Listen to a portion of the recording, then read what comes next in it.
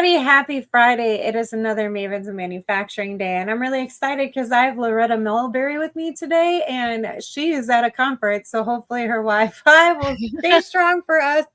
But I'm really happy that you're taking time out of the conference. What conference are you at? This is Safety 2024. So it's the ASSP, the Association Oh, for the Safety Professionals Association. So we are here in Denver talking all things safety, a lot of manufacturing companies. that's really cool. I've never been there and I've never heard of it. So that's a new one I got to add to my list for learning. See, Highly I don't recommend. know. So you're a technical translator. So let's get started with that. How about you give us a little intro about yourself and then how you ended up in manufacturing and engineering? And then I can ask the question that I just thought of. This is my ADHD brain, like going a mile a minute. So yeah, can you start off with sharing who you are and how you got into what you do now and how it led to you working with Terra Translations? Absolutely. And I will also say we were at a women's PPE event last night for the event, and Was they that talked for about, awesome? yes, we're awesome. So we talked a lot about Maven. So it was a great time. Oh, that's awesome. I was so sad and disappointed I couldn't make it I because know I saw they your LinkedIn post and I thought you might be.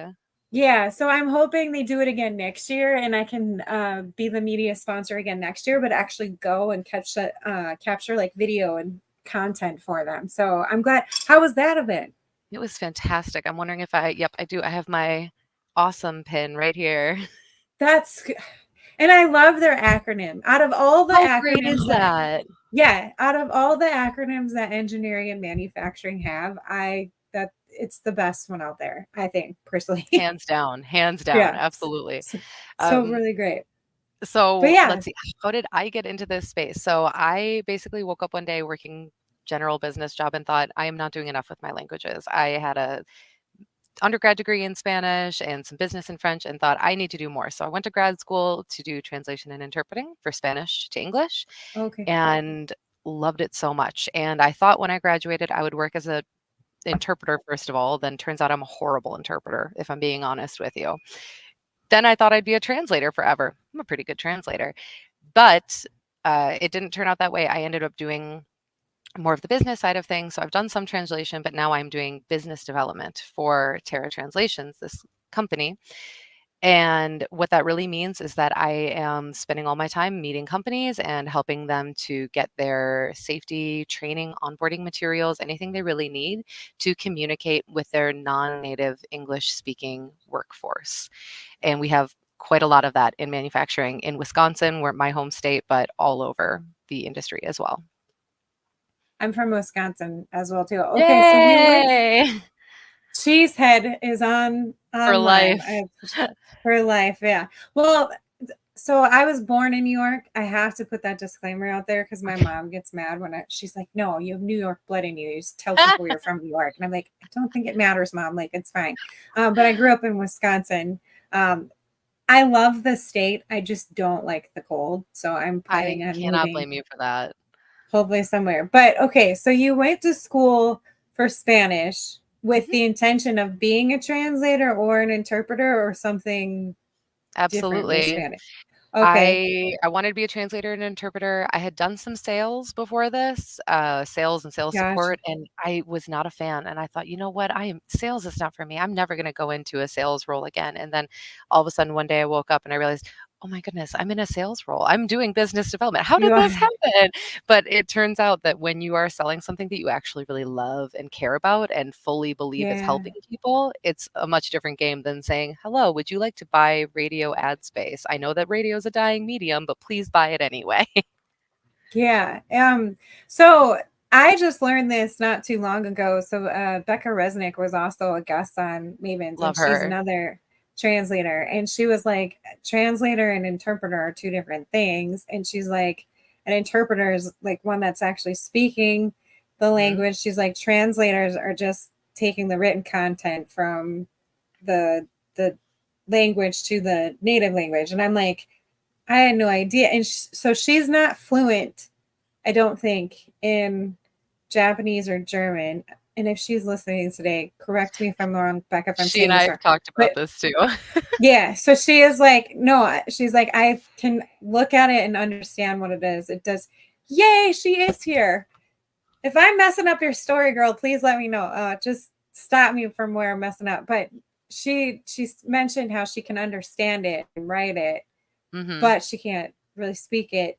And I think that's such an interesting part about how her brain works. So, um, are you in that same space? Like, can you interpret more than you can translate, or how does your brain work? I guess is what I'm So asking. I thought I would be a great interpreter because I'm a huge talker. I'm super chatty, and I thought that would be right up my alley. Like, yes, talk for a living. Good. That plays to my strengths. But it turns out I don't have the memory that's necessary for interpreting, because Oh. if somebody is talking to you for even just 30 seconds, or sometimes they go on for a minute and they're talking about complicated things, there's numbers involved, directions, you have to remember that Mm. word for word and then say it perfectly in that target Mhm. language. You can't just talk around it. You need to be faithful to what was said.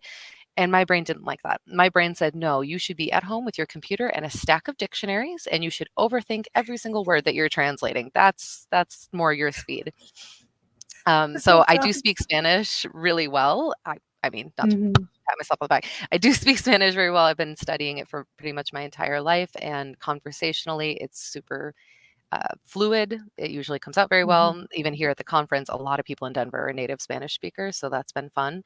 That's But that's cool. why we only translate into our native languages. So I would never translate from English into Spanish because I am not a native Spanish speaker. And language is so nuanced that you really need to be a native speaker in order to make it sound native and fluent and not only linguistically accurate, but culturally accurate. Yeah, and that was one of the things that Becca was also touching on, Hmm. and she said, "You're getting it right, by the way." So I'm glad I didn't mess up that story. So then, let's talk about your transition then from Yeah. being a translator into a business development person. I mean, I have the same thoughts as you do, where I'm like, "Ugh, sales, I don't want to do it," but I'm actually selling every single day. Like Yeah. it's a thing that I have to do for Mavens. But I'm like, can we call it something else? Like That's why we call making it new, business development. yeah, making new. I like even that, like making new friends or something. Like, can we just call it that? Because I just feel like when I'm talking to people and having conversations and figuring out what their Yeah. pain points are, and then trying to find that solution for them, like it's building a meaningful relationship. It's not really selling anything. I don't know. I don't how.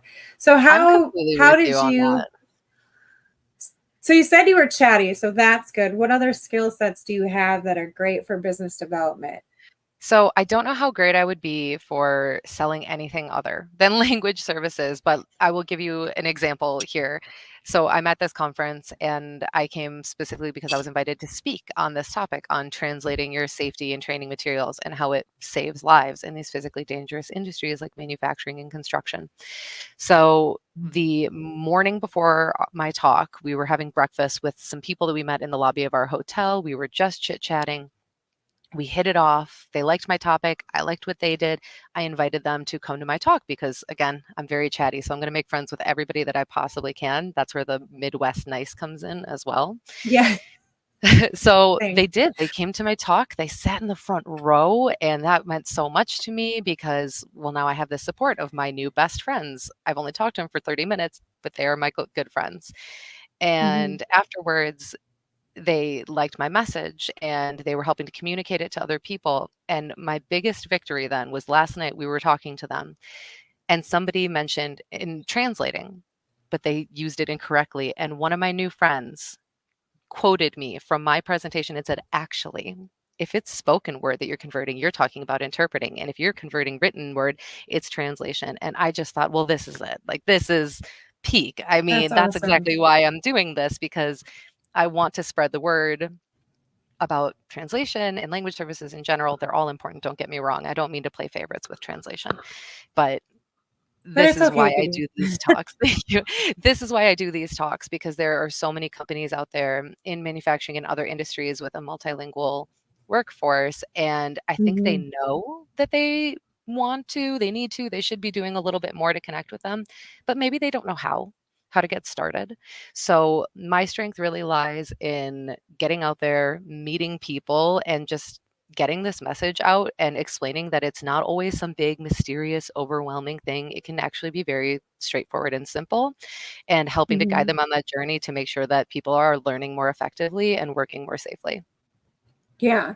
So Virginia made a comment and she said, there's such a great need for this. I think manufacturers could really address their workforce gaps if they did more workforce recruitment, marketing, and Spanish.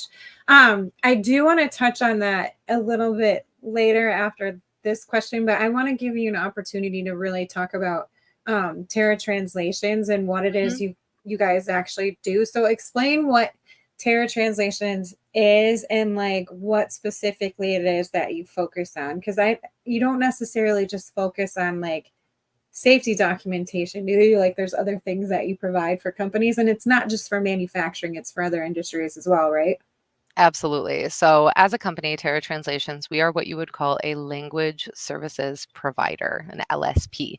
And we come in all different shapes and sizes. There are so many different LSPs out there. Really Mm-hmm. wonderful, too. It's a beautiful industry, the language industry. So, generally speaking, here's the process. If you're our friends, you're our partners, you are going to send us whichever document you have that you would like to have translated. Of course, we'll have calls with you to make sure we understand who your team is, who your audience is, so that we Mm-hmm. can really curate our language to speak to them effectively and also with your brand voice in mind. We have dedicated linguistic teams to different industries and different content types. So mine is safety training, onboarding materials, which often e-learning, it just often falls in manufacturing and construction and other physical industries. A huge part of our company does video game localization, which I know sounds a lot more flashy and exciting than manufacturing does, but they don't realize what they're missing out on, okay? Because our manufacturing community is really, really fun and a Mm-hmm. great place to be. So video games are not having all of the fun. We also have a big medical team as well, because it's really important that your linguistic team has that subject matter expertise, which will, again, not Mm-hmm. just give you linguistic accuracy, but make sure that these very highly technical terms are correct and easily understood by everyone. Because if you're getting your manufacturing onboarding materials, it's great. It's in my native language. I can understand it better, but it doesn't make sense. How is that going to help you? A, you're not going to be able to do your job well, and B, you're going to think, well, who is this company I'm working for? I'm not getting a good feeling from this. It's not going to generate good morale, safety culture, and loyalty to the company. Right. And the thing is with English, I've heard from people who aren't native speakers of English that it is one of the hardest languages to Hmm. learn and understand because we have so many different words for one thing. And there are some languages that are more direct in meaning than we are. So like, I mean, every culture and every language has like their unique sayings that come with their culture. But Hmm. sometimes people can take those sayings literally and be like, what the hell are you talking about? Like, you know, so it just can be a really like complicated thing.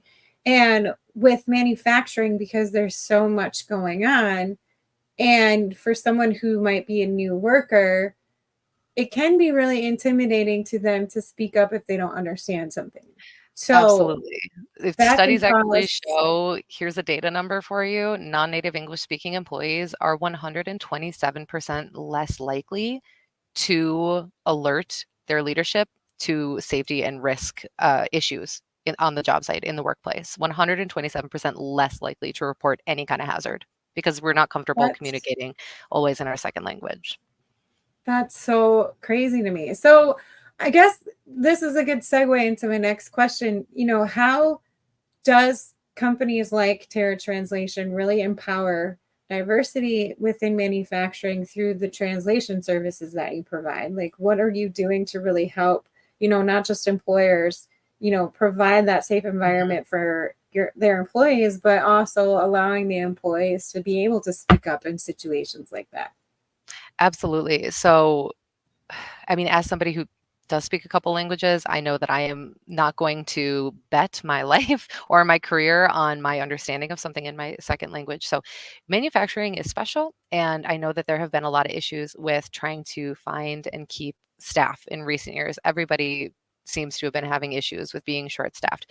And one of Mhm. the most common things I hear is we're short staffed, but we're having trouble because all of the people that we want to hire who have the experience to do the job are Burmese or they speak Korean.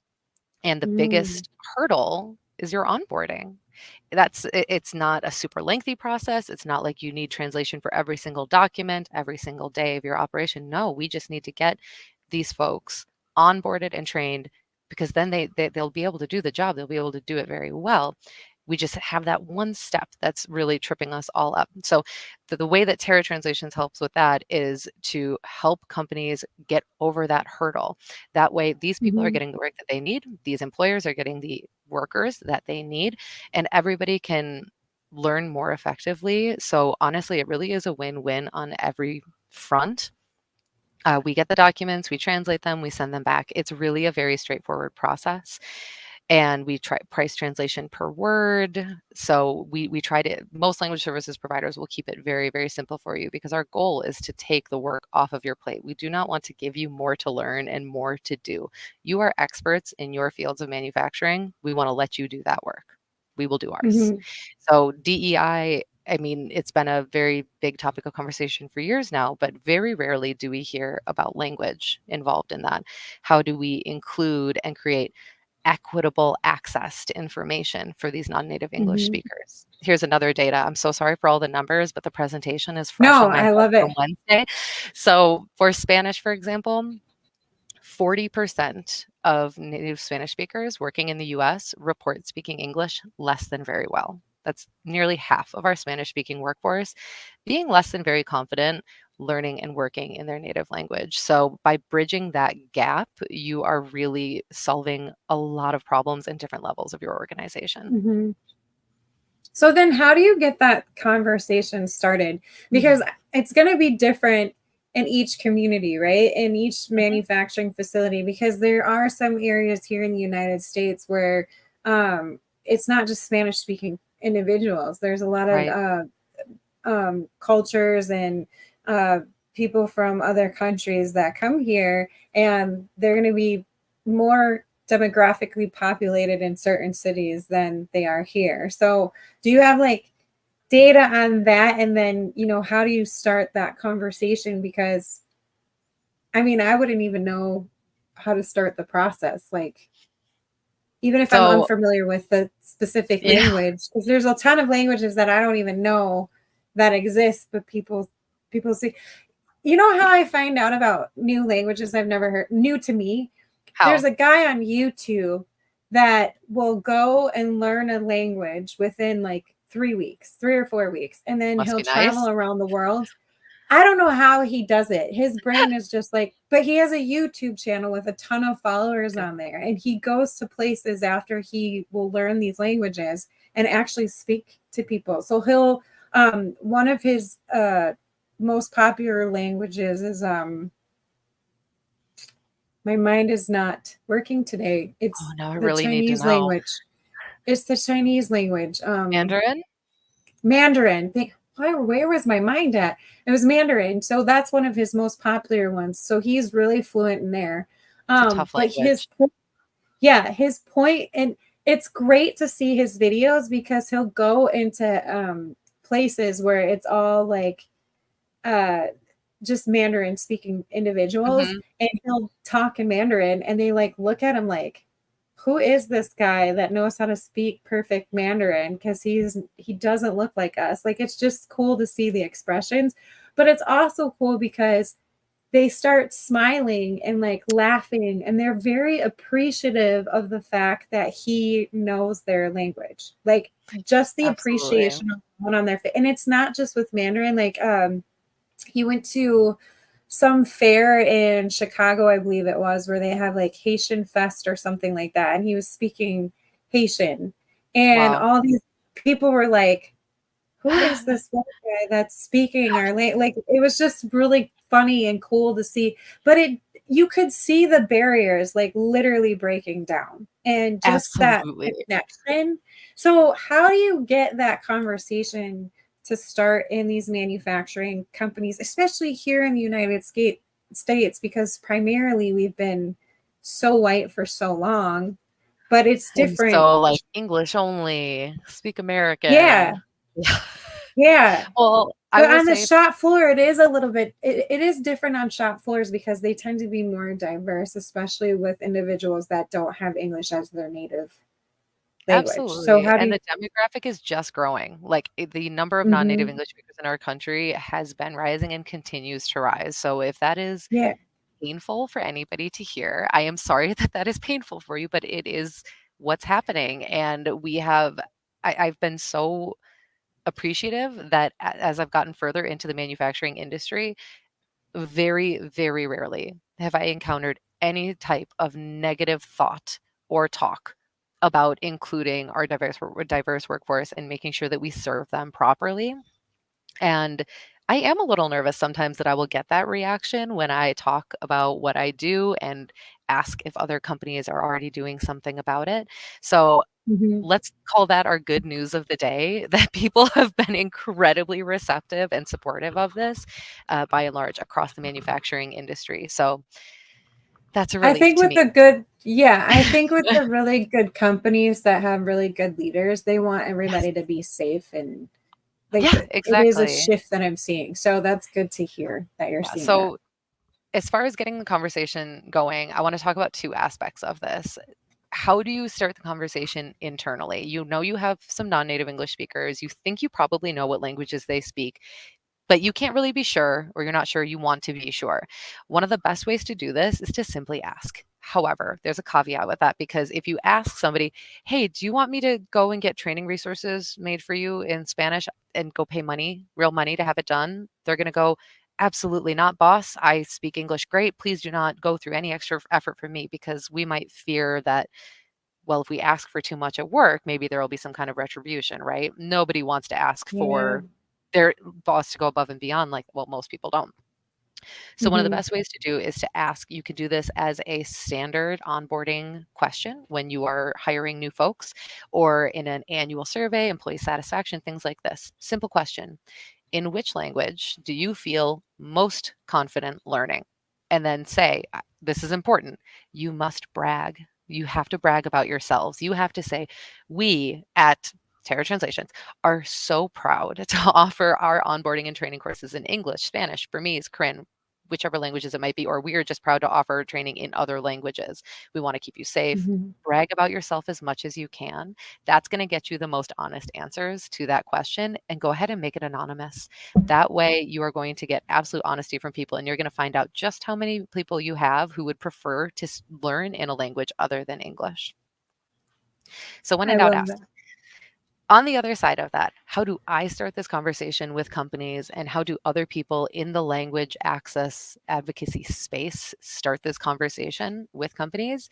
I can tell you it's been a bit of trial and error for me on how to bring it up, because you don't want people to feel defensive, like you're not doing enough, you should be doing more. That's not what we want. So often I will simply ask a company, do you have a multilingual workforce? And if they say yes, I could say something very open ended like, how is that experience for you? Do you have any specific ways in which you help facilitate communication, or any areas of friction because of a language barrier? And really hear what they say. Sometimes, and it has happened at this event, sometimes you will hear the unfortunate answer of, yeah, we do translation. We put everything into Google Translate. And then wait for me to say, good job. But I cannot say good job to that, because especially in these dangerous fields, that's not enough. Your people's health Mm-mm. and safety is on the line, let alone their education and their career path. So sometimes I will hear that we're fine with Google Translate. Sometimes I will hear we are fine because we have bilingual employees and they can do all of our translation for us. And this is a tough Mm, spot. This is a tricky one, because again, in no way do I want to tell somebody that they're not doing a good job or they're not doing enough for their employees, because that's a horrible thing to tell somebody, and it's not going to motivate them to do more. So what I like to say, if I can, is that your bilingual employees are brilliant and they're hardworking and they have the best of intentions, because I believe they do. Of course they do. I have been that bilingual employee before. We're trying our hardest. Mm-hmm. They do not have the training. They are not qualified to do this translation because language is incredibly nuanced. And it's not just about being a bilingual native, about being a bilingual speaker. You need to have the training to do the translation. You are speaking to a wide US audience. You don't want to pick, if I'm from Mexico and I'm not trained in translation, I'm probably going to translate into a Mexican Spanish variant, which might be alienating Mm-hmm. to my Puerto Rican colleagues or my Venezuelan colleagues. Right. Professional translators know how to navigate that specific balance of finding your right variant and preserving your company's tone, and style, essentially. So, more importantly than that, I have found the most effective reason for why you should not use your bilingual employees is that you're not paying them to do translation. You hired Right. them and you trained them and you are paying them to do another job. So by taking this translation off of their plate, you can let that person get back to doing their job. They're going to be more productive and more effective doing the work that you actually want them to do. And then you give that work to a professional provider who can sign an NDA and confirm that they have the training necessary, and really just let that employee get back to doing their job, please. Right. Well, and the other thing is too, is you need documentation of all of your processes, and you Hmm. have to have it in a safe way so that every employee understands it, because if something happens, God forbid, and they say, well, I didn't understand what this meant because it's not the language that I read, that's a huge liability issue, I think Yeah. personally. But I'm, yeah, I mean, let's talk and OSHA.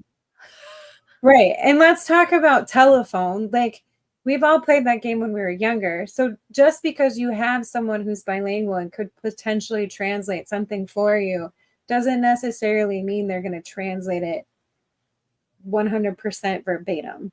You know what I'm saying? They Exactly. might cut things out that are Becca's saying a lot of comments. I love shocking native speakers when you don't look like them is so much fun. I would, It has yeah, happened to I me love 5 this. times at this conference. We're probably like, who is this? Here's a great stat for you from the Bureau of Labor Statistics. The percentage of U.S. workers who are foreign born has increased nearly every year since at least 2006 and is a record high of 18.1% as of 2022. Wow, that's amazing. They are That's here, by really, the way, and I found them and said thank you because I use your stats all the time in my stuff. So we love the US Bureau of Labor Statistics. that's real. I need to connect with them. That is a genius way to find out what people speak. She was talking about the stuff you were mentioning. Thank And then, you. so much Google Translate. Her and I had this conversation on her episode, and we also had a conversation around Chat GPI Yeah. or GPT, sorry, around that, because a lot of people are like strictly using those tools to write some of their documents, and it's just you can't do that. But she said we have native speakers correct the GT, not safe. Only a professional translator can evaluate if the text says what it's supposed to say. It's way beyond just cleaning up some phrasing. These programs get the meaning wrong all the time, but they output in a convincing manner. Not a good thing. And the other thing is too, when it comes to technical information, if you are not a subject matter in that technical information, you won't you'll miss. And this is a point that Becca brought up in her podcast, Mhm. because she's got an engineering background, Mhm. so she can tell when like a decimal point is wrong, or like it's not describing the process in the like correct way, if it's the wrong like component or something. She can catch that because she's a subject matter expert. Whereas if you pick a professional translator who doesn't have that technical expertise in their background, they're gonna miss that too sometimes. So like you have to like be careful who you're having translate or document. She just commented on it. Reach your SME, wait, SME. SME. Make sure you're, yeah. And I think that communication with the manufacturers that are helping out is the other thing. So what do you tell companies who might say that they don't have this in their budget to do? Like then I what's their solution? Because I that's hear a it all thing the that I hear time. all the time. Yeah, like, I Of don't have this in my course. budget. Yeah, most of us don't just have like a pile of cash that we're looking to give away. It's for most of us, Yeah. that's simply not the way it goes. And I understand and I empathize. I do. I respect it. I understand that translation can seem like a bonus, like a nice to have, but not a must have, especially when you think, well, gosh, we've been running our shop like this for 20 years and we've been fine without it. Why do I need it now? It's too expensive. But what I will tell you is that there are costs to not doing it. And that ranges from the physical cost of your incidents. Let's talk about an incident. Somebody is on the shop floor and they didn't get trained properly in their native language. Now there has been an injury. You have this person who is going to be out. Your production is grinding to a halt. Maybe you have equipment damaged as well because something was misused. That user manual was not clearly communicated in a language the employee understood. Maybe product was damaged too. That could be your client's product, could be yours. So now you've got production halt, damages to equipment. You are short a person while they are recovering. You are going to now need to pay to retrain your entire staff since clearly they were not trained appropriately the first time. Mhm. OSHA states that you have to train your employees in a language they understand, and that accounts for limited English proficiency and illiteracy as well. So there are fines and fees from regulatory bodies to consider, very avoidable by doing your training in a language your employees can understand. Insurance, investigation, and then the cost to your reputation with new hires and your clients.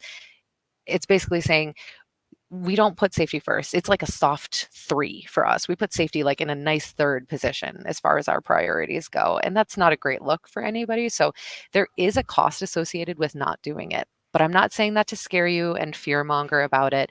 I just want to put it into perspective when you think about whether or not this is a worthwhile investment. You are safeguarding all of the investments that you make into your safety and Mhm. training resources. You're probably spending a lot of money already on educating your people and keeping them safe and keeping your production safe. By investing a little bit more into translation, you're making sure that the resources you're already putting into it are going to actually be worthwhile. You're going to protect that investment. You're going to be more effective. So if you do have very strict budget limitations, which happens with a lot of my partners, we don't just work with gigantic corporations. We work with a lot of local mom and pop shops. We adore them. Mhm. I say you have to get choosy with your prioritization. That's really just what it all comes down to. Find which documents are the most important for you to start with, because that's the beauty of translation. You can start with literally 1 page at a time, and that's Mhm. it's something. It's better than nothing. So take a look at which documents. Maybe it's your employee handbook. Maybe it's your onboarding documents, HR, admin. What are the documents that are going to keep your delays, miscommunications, inefficiencies to a minimum? Start with those, Mhm. and then as you go, then you can start doing a little bit more. You can go on to the next priority. So if you do have a budget limitation, be very transparent about that with your language services provider and with any of them that you're exploring if you don't have one already, and they should help you to make a priority list of where to start.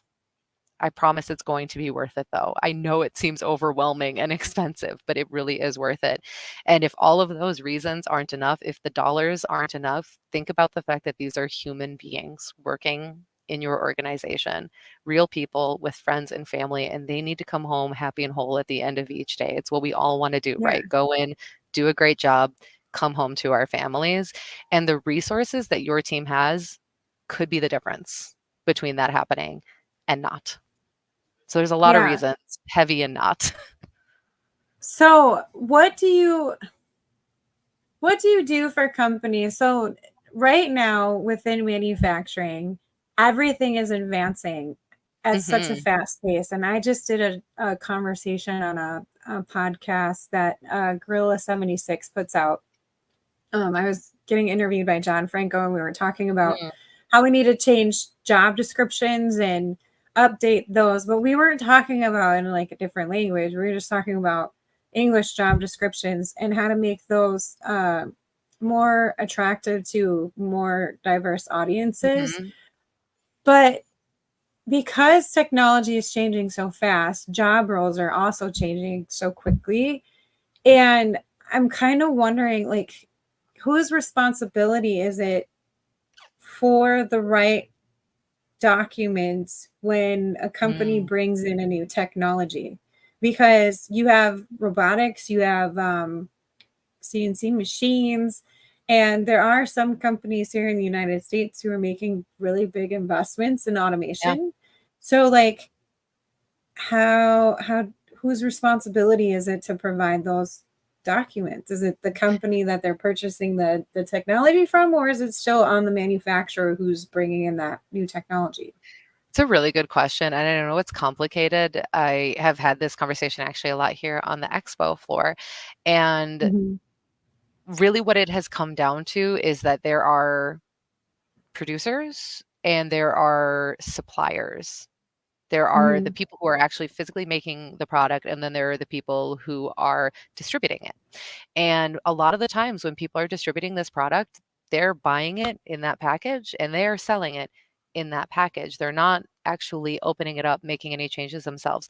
So if that is the Mhm. situation, it is 100% on the manufacturer, the producer of that item, that tool, that machine to create Mhm. the say the safety manual, the user guide that goes along with that.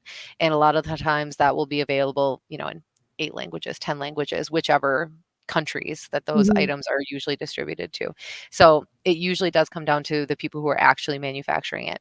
That being said, those documents are sometimes the bare minimum. If you are not enforcing, my folks need to study up on these and know them before they can use them. So it really depends on your organization, the equipment, and the tools that you are using.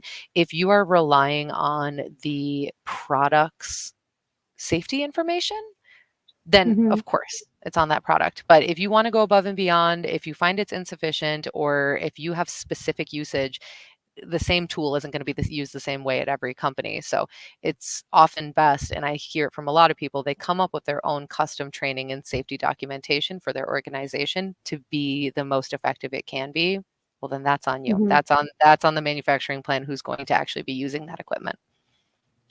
Have you been involved in any conversations around digital work instructions? Like, how is that looking, and where does Terra Translations kind of Mhm. fall within that conversation? Because it's coming, and there are companies that are doing a lot of like overlays of like a workstation, and there's lights and buttons and all that other stuff. But Yeah. there's conversations around having digital work instructions where there might be some text. So how where's Terra Translations involved in that, if at all? So we do a fair amount of e-learning courses, which I think is not exactly what you had in mind, but any of the Mhm. online learning courses that your company that your people might be taking, say for big companies who have people all over the country and whatnot, we do a Mhm. lot of those. And I am super happy to say that my partners have reported that once they started releasing them in other languages, the amount of time that employees are spending per course has dropped way down, and the amount Mhm. of retakes that they've had to take until they pass that course has also dropped way down. So by Okay. doing that e-learning content in their native language, it's become a lot more effective. But as far as the digital stuff, like for example, if you had on your VR headset, right? Is that what you were thinking? Mhm. We can I don't know if avoid that. I don't know if all companies are doing the VR headset, because I went to a trade show and it wasn't a VR headset. It was more like a workstation table, and they had lights and stuff going Oh, on. I But there see. was some text there, and it was English for sure because I could Hmm. understand it. So yeah, I'm talking about those instances, and even with, I mean, you could dive into VR because eventually that's what, I mean, they're having some of those situations right now where people are using the VR headsets to learn how to do something, and even like virtual simulations, whether it's Hmm. completely AR or VR, like you're engulfed in that environment. But if you're not in the country where your native language is and you're doing that stuff somewhere else, like I feel like there's going to be a lot more need for technical translations in those situations, because Yeah. we don't have a lot of that documented right now, Absolutely. you And know. I did a couple of tech shows over the last year or so. And as soon as I saw anybody in the training space, I always asked, do you do this training in other languages? How do you do it? What are the limitations of it? And everybody looked at me like, well, there's no limitations. What are you talking about? If you can do it in English, you can do it in any language. So they really made it seem like it was entirely possible. But for example, I did one for it was like forklift driving with the Yeah. so I was in like a simulator thing, but I could see on the screen where I could pretend like I was actually driving it and see how it would look and how bad my steering would be and how uncoordinated I am because I can't do video games or drive a forklift Mhm. apparently. And the people who are running those training programs, the people who create them are not going to be responsible for the translation. All they're doing is taking the training information, the text from the company and applying it to the Okay. software. So it is super duper possible. It's just a matter of here's our content that we want to go onto that screen, onto those tables. Say it's just even a label for a button. If you have that in Okay. English, if you give it to your provider in Spanish or Hindi, whatever it might be, whoever is running that software is going to be able to switch it over for you. It's should be very doable. Gotcha. Becca said the projected lights. I've wondered about those too in terms of translation. I've not been approached about it yet. It's super cool technology, especially if Yeah. you're a hands-on person into whole like reading, reading things. Like it does provide that. So, how can properly translated documents then help with the current workforce issue here in the United States? I know we talked about safety, but what other ways can it really help attract a different group of people to come in and work in manufacturing? Because we need it. Like we Mhm. need the people to come in and fill these positions, especially in the more advanced areas. So I see we have so many conversations in manufacturing about the future. We need younger people and we need Mhm. women. We need to change our demographics because the ones that have always worked for us are not always going to work for us in the future because that's just how our workforce is. It's changing. And like you said, a lot of different areas see cyclical changes in their demographic. Like Milwaukee, where I grew up, it was very German and very Polish and then very Mexican. Yeah. It changes. And a lot of the times we see communities will follow a trend. If somebody in the community, if community leader is getting into one area, others in the community are likely to follow. That's just human nature. So in manufacturing, if we are posting, if we were advertising, hiring in I know I keep defaulting to Spanish, but this applies to any other language too. If we are actively recruiting in those languages and saying, we speak Spanish, we offer onboarding, we offer training in Spanish, that is going to make you a much more attractive choice than your competitor. If I'm an employee looking for work, I am absolutely going to go with the employer who is speaking to me in my language and not just telling me they care, but really showing me that they care. So I think that Yeah. the future of manufacturing, as far as staffing goes, it's not just about getting the youth and getting women involved. It is about getting everybody who is a non-native speaker involved as well, because we have a ton of people here who are trained and ready to work. We just need to do that extra little bit of work to bridge that gap and bring them into our manufacturing industry. Yeah. And I mean, and we talked about this a little bit on the episode with Becca, like representation matter. And I have repeated Absolutely. this throughout all of my episodes, like representation matters. And if people can't see themselves in a space, they're not going to push forward and try to be part of that space. We had a comment on YouTube, great video, love this. Um, Thank you. I just, I just, I want to look up. I'm gonna have to put his link in the comments once I find him. I want to look up that guy who goes around and learns different Yes, languages and please. then goes and speaks to him because he does it with old languages too that aren't really spoken a lot. So like he even went to Ireland and spoke Gaelic. Wow. And a lot of people are just like, how do you know? And then he went to the UK and he spoke I think it's Welsh out there that they used to Mhm. speak all the time. And there's only a small population that speaks it fluently there. And so he went to a pub out in the UK where they speak it all the time. And he just started speaking it. And they're like, you're American. What are you doing? Like, but it broke it, Amazing. just the way that people changed their body language, Yeah. the joy that was in like you could see it in their soul basically. Like it was just a really cool transition. And then he went to New York in one of the Jewish neighborhoods where they speak the language there.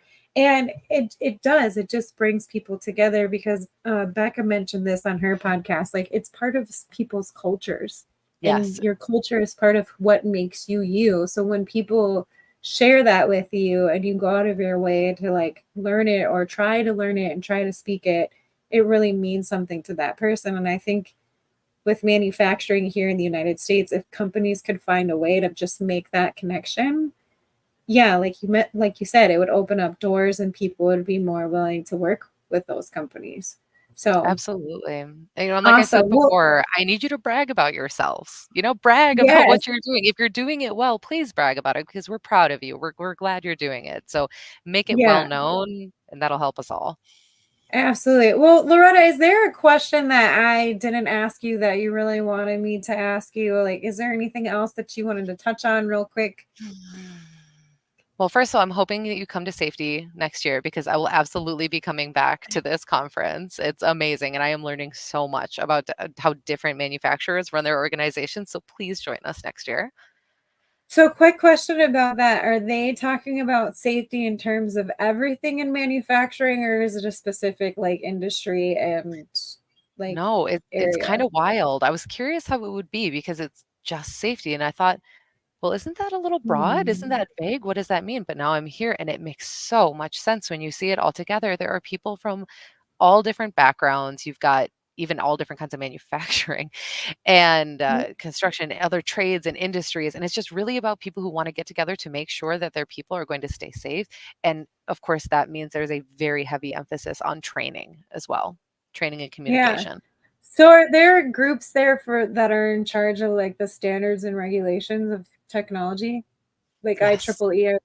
Okay, I'm gonna have to go So there. much talk about compliance and standards. And Megan, I am telling you, I don't often feel like I'm very dumb. I usually feel like I'm doing all right. But when we get into these technical standards, of course, it is not my area of expertise. So, like, I can't really feel too badly about it. But man, there are a lot of acronyms, letters, and numbers flying right over my head. It's a lot. I want to make a book just on the acronyms alone in A engineering and style guide. manufacturing. uh, I will help you with that. Please let me know Yeah, because that sounds like my 'cause absolute jam. You're basically translating, you're interpreting for me. If you're here right now and telling me what all these mean, you are yeah, interpreting English to English for me. but the thing is like, okay, so I can't remember what acronym it is, but it's three letter. What acronym is it? I know there's more than one, but some of them are three letters, and depending on what industry you're in, it's different.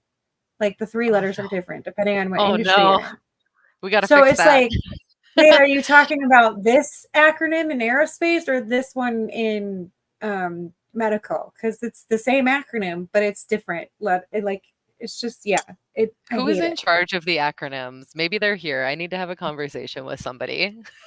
Well, and I was talking to an engineer. I'm like, why can't you just simplify the terminology you're using instead of Yeah, making these long words where you need the acronym? Like, just call it SPOT or something. I don't know. Like, just simplify it. So Virginia's like SME. SME. Yes, because that is an organization. SME is an organization in engineering, but then it means subject matter expert. So you're talking. Oh, and society. Yep. Oh, See, goodness. she knows. So yeah, it's crazy the amount of acronyms. Well, Loretta, this has been awesome and very informative. So I just want you to get a chance to ask the audience a question. So if you had one big ask for our audience, what would that be other than attending that conference you're at? Can't be that. I would just say I love this space and I have learned so much and I feel very confident in trying to give back, but there is so much more that I have to learn. So, if you are in the manufacturing space, I want to hear from you. What more can I personally and we as the linguistic community be doing to increase language access for everybody? in manufacturing. So if you have experience in this field, and if you are a non-native English speaker, or if you have worked on a diverse team with non-native English speakers, I want to hear your story. I want to know what works. I want to know what doesn't work, and then I can apply it and be better at my job. So help me, I guess, is my question. What I more love can that. I be doing to increase language access for manufacturing? I love that. And then Becca added one. She said, great one from the medical field. Specifically, AMA is against medical advice in most medical fields, but advanced maternal age and labor and delivery. She's so right. I was a AMA in as a mom. Which So one? the second one, advanced maternal age, because so get this, you're considered high risk for pregnancy if you get pregnant at 35. Oh, yeah. I think that's completely unfair because I Yeah. was like, why am I? Because you're 35. And I'm like, that's not old. Like, what are You know you what's talking? worse So than that is the technical term is a geriatric pregnancy. Who thought that was okay? Because that is not okay. Go ahead, tell a pregnant woman she's geriatric. See how she likes it. they told me that several times. And I'm like, I'm going to stop talking to you if you don't stop using that word. Like, You what gotta is find a wrong new with you? word.